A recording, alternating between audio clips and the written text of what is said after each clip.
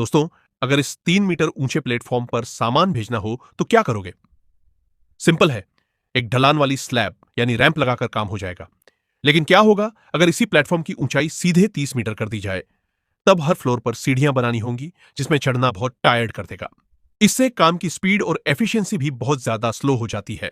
ठेकेदार नौकरी से न निकाल दे, इसलिए आपको तुरंत एक आइडिया आता है। आप छत पर एक सपोर्ट बीम लगाकर उसमें पुली यानी घिरनी फिट करते हो। फिर रस्सी का एक सिरा नीचे ग्राउंड फ्लोर पर रखी भारी ईंटों से बांध देते हो।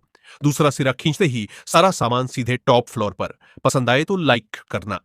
लेकिन दोस्तों, इस सिंपल पुली सिस्टम में दो बहुत बड़े मेजर डिफेक्ट्स थे।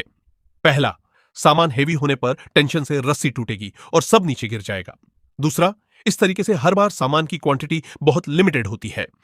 काम फास्ट करने के लिए आप इस पूरे सिस्टम को नेक्स्ट लेवल पर अपग्रेड करते हो।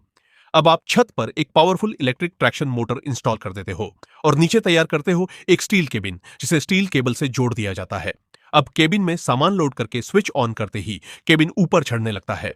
लेकिन भारी वजन के कारण मोटर के ऊपर बहुत भारी लोड पड़ रहा था। इसे कम करने के लिए आप केबल के दूसरे सिरे पर काउंटर वेट पार्टिसिपेट ब्लॉक लटकाते हो। अब जब केबिन ऊपर जाता है तो यह लोड आधा कर देता है। कमेंट में बताना कैसा लगा। लेकिन एक नई प्रॉब्लम आ गई। ऊपर जाते समय अगर बाहर तेज हवा आ जाए तो केबिन हवा में बुरी तरह डग लगाने लगता है, जो बहुत अनस्टेबल है। इसे रोकने के लिए आप बिल्डिंग में 4 मजबूत आयरन गाइड रेल्स यानी पटरियां फिट करते हो और केबिन पर गाइड शूज लगाते हो। ऐसी वीडियोस के लिए सब्सक्राइब करें। पर सोचिए, अगर लंबे समय बाद कभी यह स्टील केबल ही बीच से टूट जाए तो? डरिए मत, क्योंकि नीचे लगे सेफ्टी गियर्स ऑटोमेटिकली पटरियों को जगडीडीएच लेते हैं। ये इमरजेंसी ब्रेक बिना बिजली के लिफ्ट को बीच हवा में ही लॉक कर देते हैं। लास्ट में आप बटन्स का कंट्रोल सिस्टम लगाते हो। दोस्तों को जरूर शेयर करना।